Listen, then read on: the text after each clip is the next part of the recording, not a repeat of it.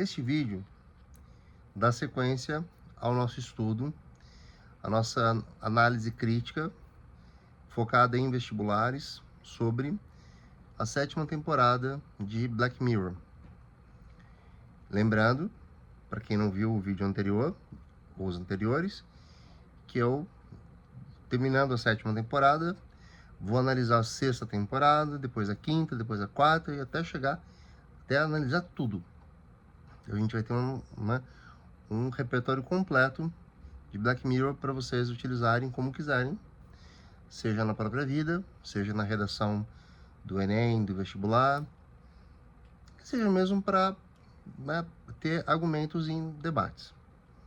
Esse episódio, a Netflix fez a opção de não traduzir, porque há um episódio chamado Plaything, tudo junto,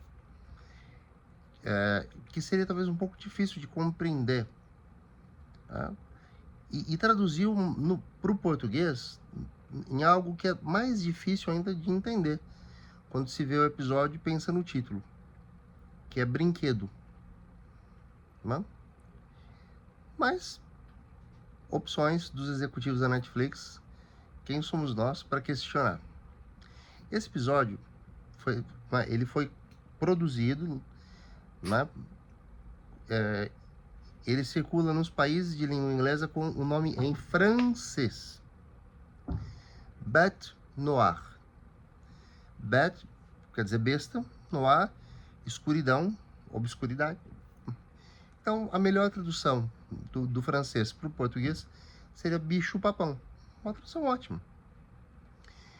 O bicho-papão representa a materialização na forma de uma figura, de uma metáfora visual dos nossos medos. Quando criança, eles são uns, e mais velhos, nós somos levados a crer que o bicho-papão não existe. Mas ele existe. Quem tem emprego tem medo do desemprego. Quem tem visibilidade tem medo de ficar invisível de novo. Quem tem dinheiro tem medo de ficar pobre. E por aí vai. Tá? O mundo não é um ambiente absolutamente saudável para todos nós. Tá? Eu, quando comecei a fazer psicanálise como paciente, e a fiz por longos anos, até o meu psicanalista passar dessa para uma melhor. Espero que melhor. No início ele disse, eu te aceito como paciente se você me disser com autenticidade, com honestidade. Você entende que viver é odiar a realidade, porque ela muito mais nos sacaneia do que nos dá de mão estendida, sem que a gente tenha que ir lá lutar e buscar felicidades, alegrias. Concordei de cara, né? Eu tinha 30 anos. Seria ingenuidade minha não concordar com isso. Essa ficha já tinha caído para mim, tá? Bem, isso não é um pessimismo. Voltando à série. Os bichos papões habitam a nossa vida para sempre. A pessoa que tem filhos morre de medo de perdê-los. Então, a gente sempre vai temer alguma coisa. E eu não sei se é muito saudável aquele conselho muito amigo. Não tenha medo. Vive, né? Vai vivendo, porque quando chegar a hora, é a hora. Seja o que Deus quiser. Não sei se eu concordo muito bem com isso, não, tá? Mas tudo bem. Quando essa moça, a Verity, chega à vida de Maria, a Verity está muito diferente. Ela era uma moça feiosa, nerdona, sabe? Muito inteligente. E Maria não se lembrava de um fato que foi ter espalhado uns rumores dessa moça Verity Green é o nome dela, com um professor, o que foi muito ruim para a vida do professor, que era a única pessoa que acolhia a Verity e a valorizava por quem ela era. Ela podia não ser uma mulher bonita, uma moça bonita, mas ela era muito inteligente. E ninguém valorizava isso nela. Tá? Eu que sou de uma geração diferente da de vocês, posso dizer que no meu tempo de escola, havia o que hoje se chama bullying? Havia. Mas também se valorizava quem tinha valor, né?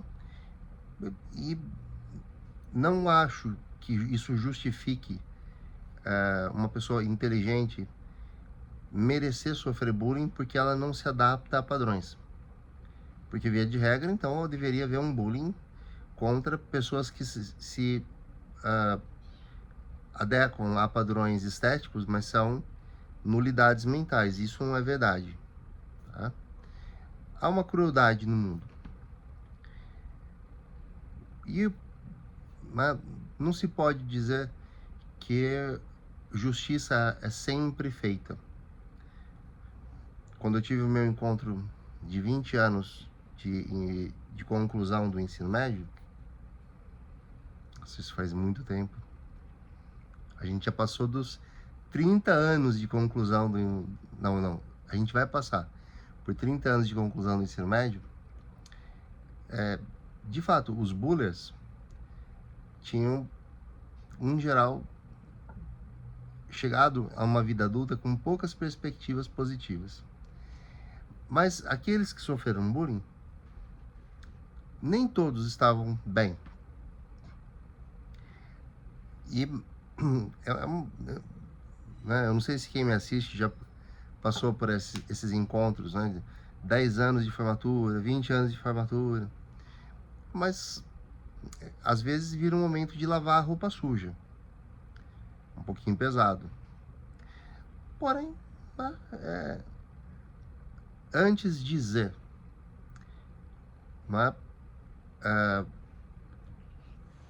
em vida, do que levar esse sapo engolido para o caixão. É só o que eu penso, mas tudo bem. Na interação entre a Verity e a Maria, começam a acontecer coisas bizarras. A Maria fala uma coisa,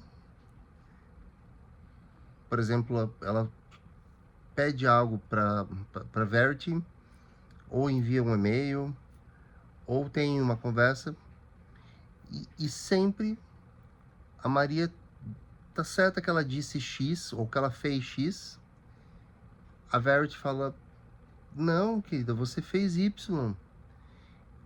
E as provas do Y aparecem. A Maria chega a duvidar da sua própria sanidade. Tá? Que é um fenômeno talvez desconhecido de muitos, que chama gaslighting, que é gas, G-A-S, com lighting, que é L-I-G-H-T-I-N-G. O que é o tal gaslighting? É um bombardeio psicológico sobre alguém feito intencionalmente para que a pessoa que acredita no que é verdade duvide da verdade e duvide da sua própria sanidade. É algo que em relações abusivas acontece. Vou dar um exemplo.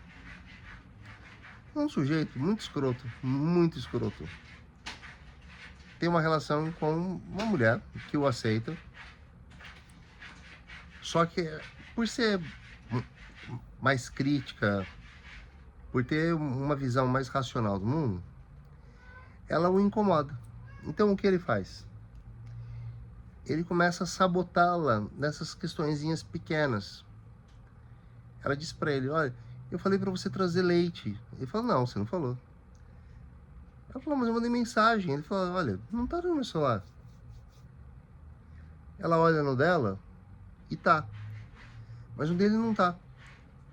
Né? E não tá com uma apagada. Ele fala, coisa da tecnologia.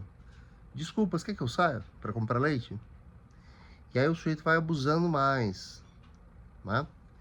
Começa a fazer a pessoa duvidar da sua credibilidade, da sua inteligência, da sua memória. Tudo para fragilizar a pessoa. Há mulheres que fazem com homens também, há pessoas no ambiente de trabalho competitivo que fazem umas com as outras. Então, né, o mundo não é um lugar ameno para se viver. Como eu disse antes, o mundo é hostil. E esse processo, a depender de como acontece, leva a vítima realmente a achar, tô pirando, tô surtando na batatinha. E isso não é assim. Tá? Quanto mais crítica é a pessoa, maior a chance dela perceber essa manipulação, e o manipulador deixa rastros. É lógico, quando o manipulador é inteligente, ele sabe, né, se proteger. E aí adentramos possibilidades de discussão. Porque daqui para frente, se eu contar o que Maria vai descobrir, é um grande spoiler. Tá? Mas eu nem preciso contar. Porque eu acho que daqui para frente o que nós temos é um desfecho de boa ficção. Uma ficção legal. E talvez não contar aqui vai ser legal para vocês. Mas deixem nos comentários, depois que vocês assistirem, né? O que vocês não contem, tá? Por favor, respeitem os coleguinhas. Só digam, hashtag, achei legal, hashtag, achei viajado, hashtag, nada a ver. Mas não contem, não vou atrapalhar as pessoas. Por esforço meu para, né, fazer um roteirinho legal para falar para vocês. Porque, claro, né? A gente se prepara, olha aqui nas fichinhas. Para falar de um jeito que não atrapalhe, então não vou atrapalhar quem vai assistir ao vídeo, não viu ainda, fala, poxa, quero ver. Você já leu o final, por quê, né? Bom, esse episódio, na camada mais superficial, ele bate no tema que é convivência escolar e sociedade. Escola é um ambiente fundamental.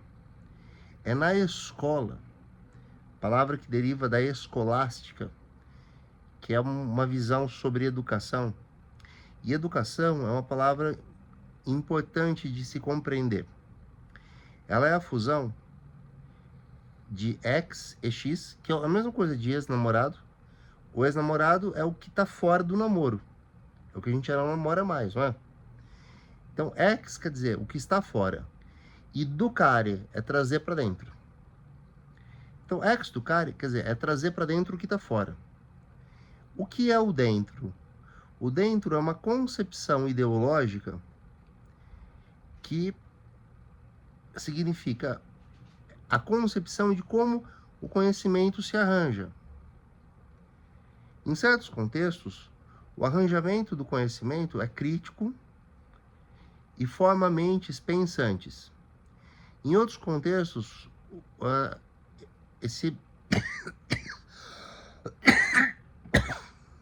essa forma de organização do que é ensinado produz bons operários.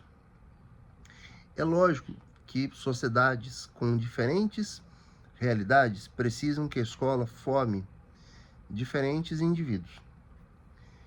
Quando eu comecei a dar aula no curso de letras, aqui do Centro Universitário Central Paulista, Unicef,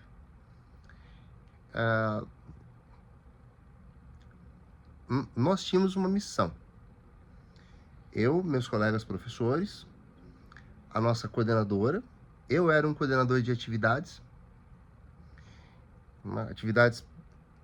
que eram semana de letras, semana das profissões, viagens, né? Então eu estava muito próximo. E o nosso objetivo era preparar. A primeira turma, creio eu, eram só as meninas. Depois vieram outras turmas. Mas eu falo com muito orgulho, porque hoje eu encontro, né, essas ex-alunas, e a maior parte delas se tornou professora. Algumas tiveram oportunidades melhores em termos financeiros, mas eu digo assim que me orgulho muito, e me orgulharia de qualquer forma, mas me orgulho por quê? Quando elas se formaram, houve um concurso da Prefeitura Municipal para professores e professoras de língua portuguesa e língua inglesa. E a nossa turma, sim, fez muito bonito. Que preparamos professores. Não mentes recheadas de enciclopedismo que não dariam conta daquela prova. Né, eram alunos e alunas, vai que eu esqueço que havia algum aluno, né? Eu só lembro das alunas, que fizeram realmente diferença naquele momento e posteriormente. Então, a escola é formativa, que ser um ambiente saudável é importante. O bullying, não, ele pertence àquilo que não é compreensível e nem nunca será. Que a gente não entende, nem nunca entenderá. O que ocorre são inúmeras questões mais refinadas, mais capilares, que não é o objetivo entrar aqui, mas ele tem consequências.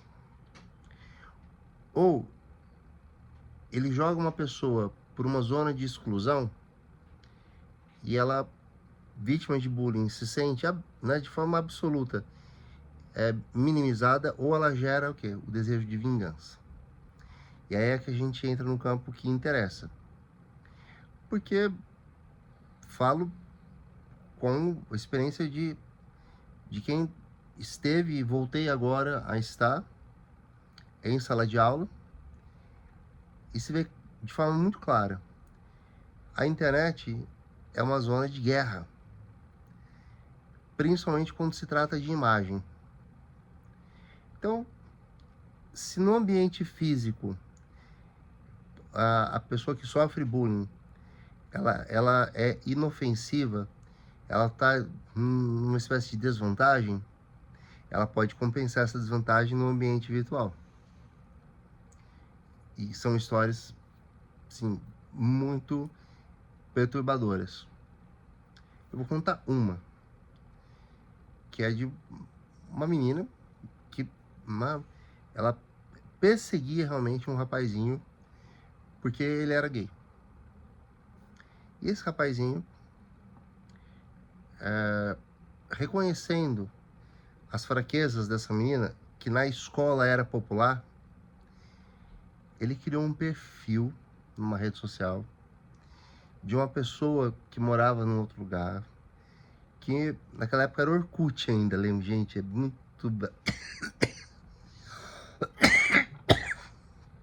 E ele manteve com ela uma relação à distância.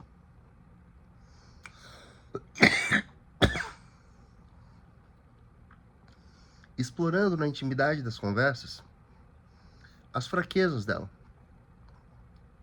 Porque lógico que ela tinha fraquezas. Só que como ela era popular na escola, os colegas, né, dando popularidade, faziam com que ela desse de ombros para que falassem para ela. Tá? Mas ali só ela e esse menino, que estava escondido por trás de uma foto que não era dele, de um perfil que não era dele. Um catfish. Pesquisem, cat de gato, fish de peixe.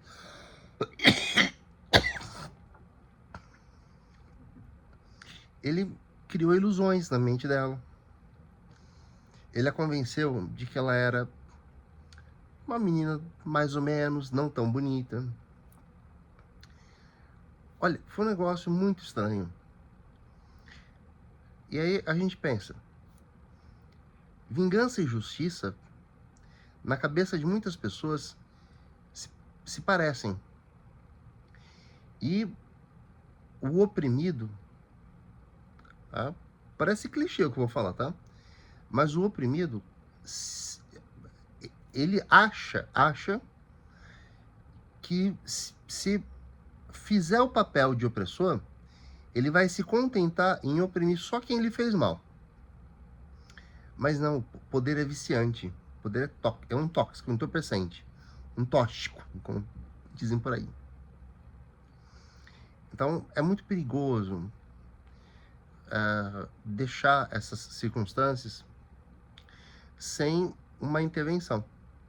Há muita gente mais velha, da minha idade para cima, que fala assim, eu na escola sofria, me discriminavam porque eu era gordo, e eu virei um cidadão de bem. Nossa, eu tenho medo dessa palavra, dessa expressão cidadão de bem, porque a pessoa claramente não está bem resolvida com o fato de ser gorda.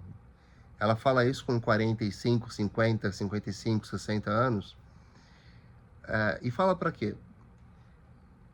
Só para dizer que hoje as medidas são medidas desnecessárias. Olha, honestamente não concordo com isso não. Penso eu que elas são fundamentais, tanto para que quem pratica o bullying não carregue esse remorso, quanto para quem sofre, deixe de sofrer, não se sinta desamparado. Esse episódio adentra também a cultura do cancelamento. Algo interessante que vem acontecendo em relação a bullying nas escolas é o cancelamento por parte de quem não sofre bullying, não concorda com o bullying e toma uma atitude moderada, que é o quê? Tirar os holofotes do agressor. Então, parar de seguir no Instagram, parar de seguir no Facebook, se é que alguém ainda usa, tá? Ou comentar, nada a ver o que você falou. É o contra-ataque, mas um contra-ataque saudável. Que é como chegar na frente da pessoa e dizer, olha, cara, eu não achei legal você ficar zoando o seu colega porque ele tá acima do peso, ou porque usa óculos, ou porque não é atlético que nem você, tá? Será que há fronteiras éticas no cancelamento? Como pesar o cancelamento, né?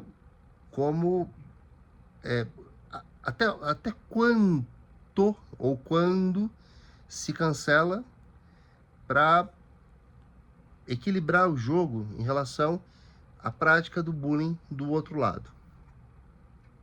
Então, é um tema interessante. A privacidade, porque muitos casos de bullying, eles estão ligados à exposição de quem sofre, tá?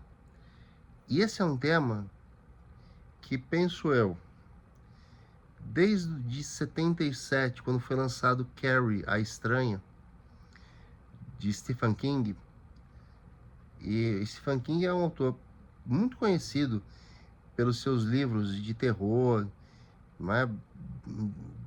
Como It, como Christine, o Carro Assassino, mas é um autor profundo, tá?